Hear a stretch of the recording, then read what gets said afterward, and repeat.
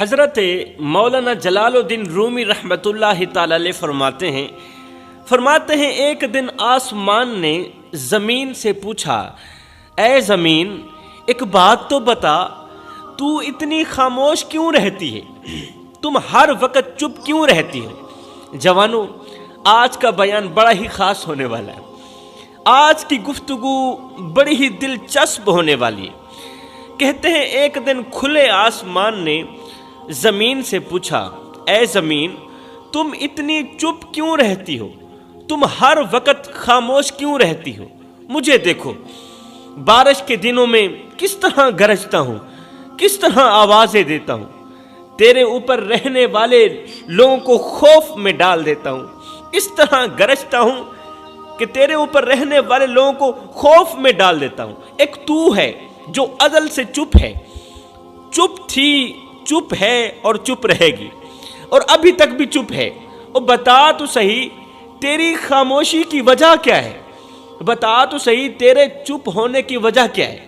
یہ آسمان زمین سے پوچھ رہا ہے، اس کے چپ ہونے کی وجہ پوچھ رہا ہے، زمین کے ہر وقت خاموش رہنے کی وجہ پوچھ رہا ہے۔ اور تجھے بیماری کیا ہے اور تجھے تکلیف کیا ہے؟ بتا تو صحیح تو ہر وقت خاموش کیوں رہتی ہے؟ جب آسمان زمین پر ہنسنے لگا، طنز کرنے لگا، تو پھر آ کر زمین نے مسکرا کر کہا میری خاموشی ہی میری طاقت ہے۔ اے آسمان تو نہیں جانتا، میری خاموشی ہی میری طاقت ہے۔ میرے اوپر جو کچھ بھی ہوتا ہے میں سب کچھ سہ لیتی ہوں، میرے اوپر جو کچھ بھی ہوتا ہے میں سب کچھ برداشت کر لیتی ہوں، سب کچھ سہ لیتی ہوں، لیکن کبھی بھی اپنے رب کے سامنے شکوہ نہیں کیا۔ میرے اوپر جو کچھ بھی ہوتا ہے، زمین نے رو کر کہا، میرے اوپر ظلم و ستم کی انتہا ہو گئی۔ اے آسمان کیا پوچھتے ہو؟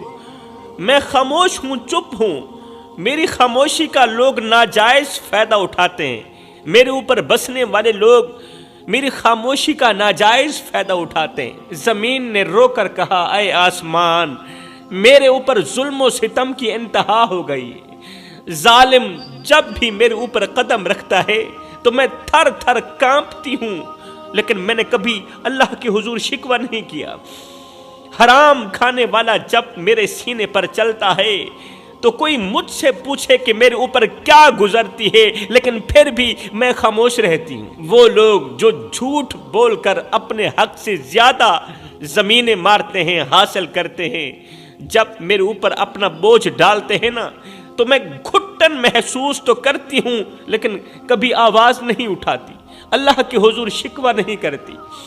مجھے گواہ بنایا جاتا ہے قتل و غارت کا، جب خون بہا جاتا ہے تو میری مٹی سرخ ہو جاتی ہے، اور میں اپنے رب کے حضور گواہی دینے کے لیے تیار ہو جاتی ہوں، لیکن پھر بھی میری زبان بند رہتی ہے، پھر بھی میں اللہ کے حضور شکوہ نہیں کرتی۔ میرے اوپر وہ منحوس قدم بھی پڑتے ہیں جو ماں باپ کے ساتھ بدسلوکی کرتے ہیں، والدین کی عزت کو پامال کرتے ہیں، اور میں یہ سب کچھ سہ کر بھی والدین کو دکھ دیتے ہیں، درد دیتے ہیں، ان کی عزت والی پگڑی خاک میں ملاتے ہیں، اور میں یہ سب کچھ سہ کر بھی کسی کو اپنی تکلیف کا احساس نہیں دلاتی، یہ سب کچھ سہتی رہتی ہوں، میں خاموش رہتی ہوں۔ جو انسان اپنے ہی بھائی کے حقوق چھینتا ہے، غریب بہن کا حق مارتا ہے، جب وہ میرے اوپر چلتا ہے نا تو میں اندر ہی اندر پھٹنے لگتی ہوں، اندر ہی اندر ٹوٹنے لگتی ہوں، لیکن میرے رب نے مجھے حکم دیا ہے کہ میں خاموش رہوں، میں چپ رہوں، کیونکہ میرا خاموش رہنا ہی میرے اللہ کو بہت زیادہ پسند ہے۔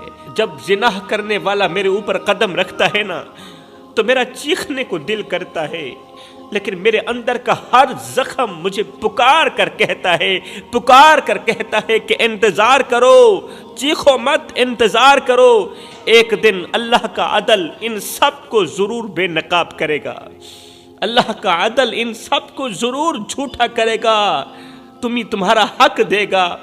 انہوں نے جو تیرے اوپر ظلم کیے، ظلم و ستم کے پہاڑ توڑے، اللہ تمہیں ان سے بدلہ لے کے دے گا، اللہ تمہارا انصاف کرے گا، اس لیے کہ اللہ کا ترازو صرف انصاف ہی تولتا ہے۔ زمین کا یہ درد سنتے ہی آسمان حیرت میں ڈوب گیا، حیرت میں ڈوب کر کہنے لگا اے زمین، تم پر ہر روز لاکھوں قدم چلتے ہیں، تمہیں زخمی کیا جاتا ہے، اے ہے تمہیں قتل کیا جاتا ہے، زخمی کیا جاتا ہے، تیرا جگرہ پھاڑا جاتا ہے، پھر بھی تم شکایت کیوں نہیں کرتی؟ زمین نے ایک بار پھر سے ایک گہری سانس لی، گہری سانس لیتے ہوئے جواب دیا، کیونکہ میں جانتی ہوں کہ میری ہر تکلیف کا حساب لینے والا ایک دن آئے گا، میری ہر ایک تکلیف کا، میرے ہر ایک درد کا حساب لینے والا ایک دن آئے گا۔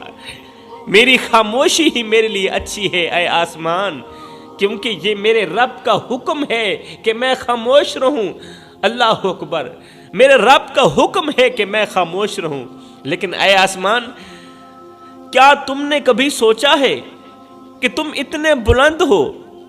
اب زمین کہنے لگی اے آسمان، کیا تم نے کبھی سوچا ہے کہ تم اتنے بلند ہو، اتنے بلند ہو کر بھی تم شور کرتے ہو؟ آسمان تم کتنے بلند ہو، اتنے بلند ہو کر بھی شور کرتے ہو۔ بلند مقام رکھنے والے شور نہیں مچایا کرتے۔ آسمان نے کہا اور میں کب شور کرتا ہوں؟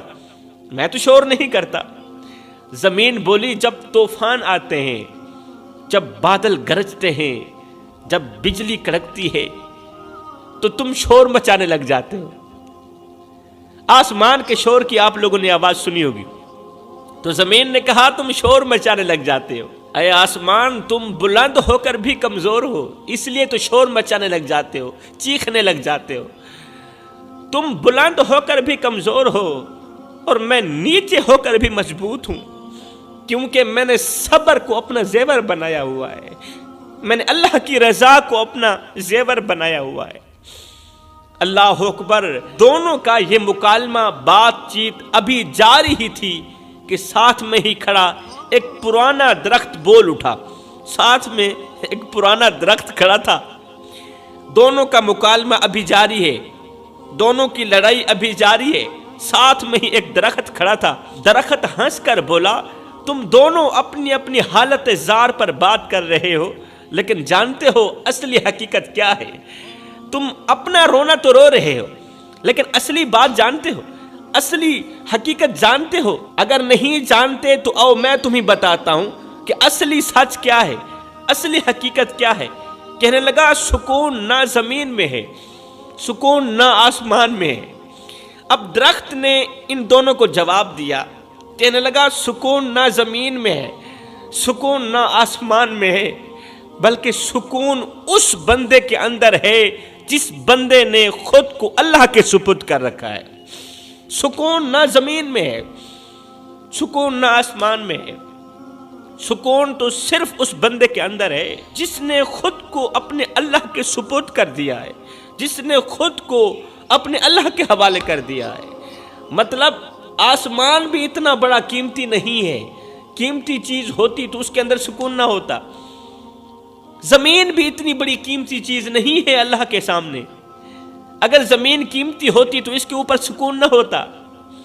وہ قیمتی انسان ہے جس کے دل میں اللہ کی محبت ہے، وہ زمین و آسمان سے بھی زیادہ قیمتی ہے۔ درخت کہنے لگا اے زمین، اے آسمان، مجھے دیکھو، میں صدیوں سے یہاں کھڑا ہوں، طوفانوں کو سہتا ہوں، گرمیوں کی شدت برداشت کرتا ہوں، سردیوں کے موسم میں برف باری برداشت کرتا ہوں، اور موسموں کے بدلتے رنگ بھی دیکھتا ہوں، لیکن کبھی بھی اللہ کے حضور شکوہ نہیں کرتا، کبھی بھی شکوہ نہیں کیا، کیونکہ میں جانتا ہوں کہ میرے پتے جھڑنے سے پہلے بھی اور بعد میں بھی میرا اللہ میرے ساتھ ہے۔ میرے پتے جھڑنے سے پہلے بھی میرا اللہ میرے ساتھ ہے اور بعد میں بھی میرا اللہ میرے ساتھ ہے۔ ہائے، درخت کی یہ بات سن کر زمین و آسمان دونوں خاموش ہو گئے، چپ ہو گئے۔ پھر بولنے والا، مزاح کرنے والا آسمان بھی چپ ہو گیا، کیونکہ انہیں احساس ہو گیا تھا کہ حقیقی سکون تو اپنے رب کے فیصلے پر راضی رہنے میں، حقیقی سکون تو اللہ کی رضا میں، حقیقی سکون تو اللہ کی مرضی میں۔ دنیا میں لاکھوں لوگ ایسے ہیں جو سکون کی کمی محسوس کر رہے ہیں، لاکھوں دولت مند ایسے ہیں قبلہ جو آج بھی سکون کی کمی محسوس کر رہے ہیں۔ ان کے پاس اولاد بھی ہے، مال دولت کی فراوانی بھی ہے، دنیا کی ہر نعمت موجود ہے، لیکن سکون نہیں ہے۔ دل بے چین ہے، دل بے قرار ہے۔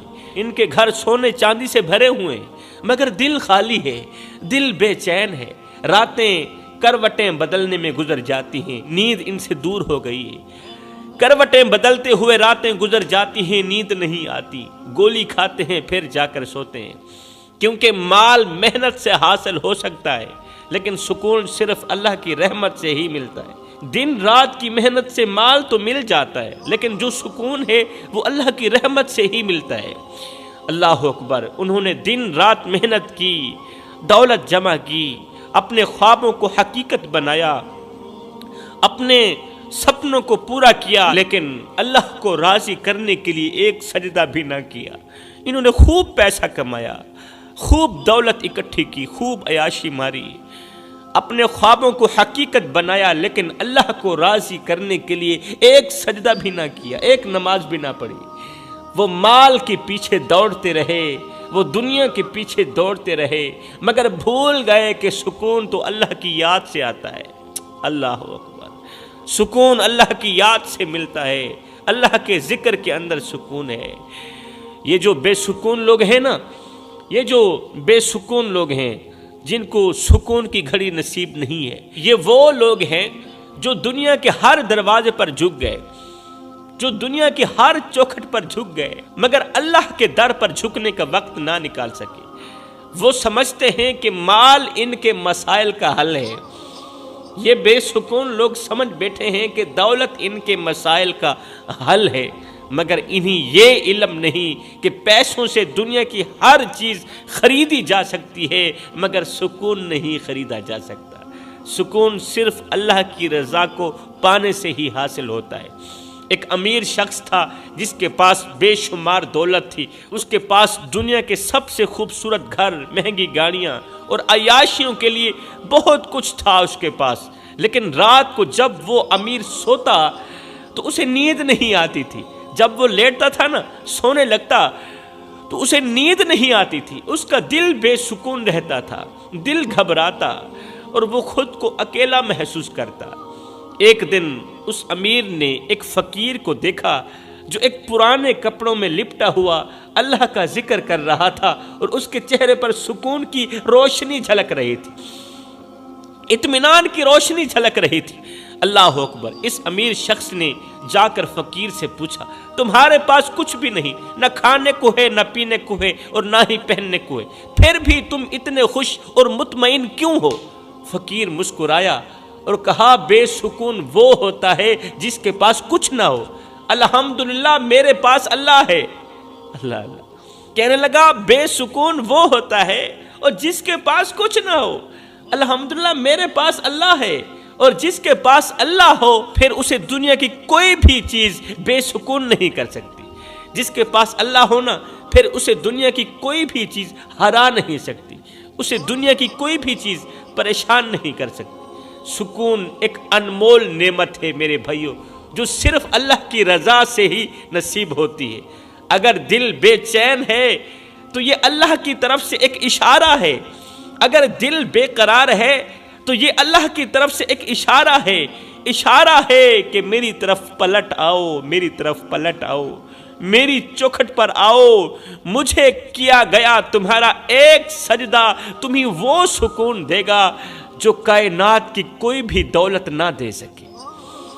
میرے بھائیوں، اگر سکون چاہتے ہو تو اللہ کی چوکھٹ پر آؤ، اپنا سر جھکاؤ، میرے اللہ کی رحمت بڑھ چڑھ کے تمہارا انتظار کر رہی ہے، تمہارے انتظار میں، تمہارے استقبال کے لیے کھڑی ہے۔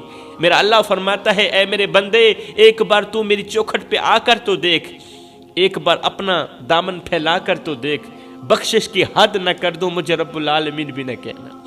تو فرمایا، اگر سکون چاہتے ہو تو اللہ کی چوکھٹ پر اللہ کے حضور جھک جاؤ، سکون چاہتے ہو تو اپنے دل میں مدینے والے کی محبت بٹھا لو، سکون چاہتے ہو تو اہل بیت کی محبت اپنے دل میں بٹھا لو، حسن و حسین کی محبت اپنے دل میں بٹھا لو، پھر دیکھنا تمہارے دل کو اس قدر اطمینان نصیب ہوگا، اس قدر سکون نصیب ہوگا کہ پھر کسی چیز کی تمہیں ضرورت ہی نہیں پڑے گی۔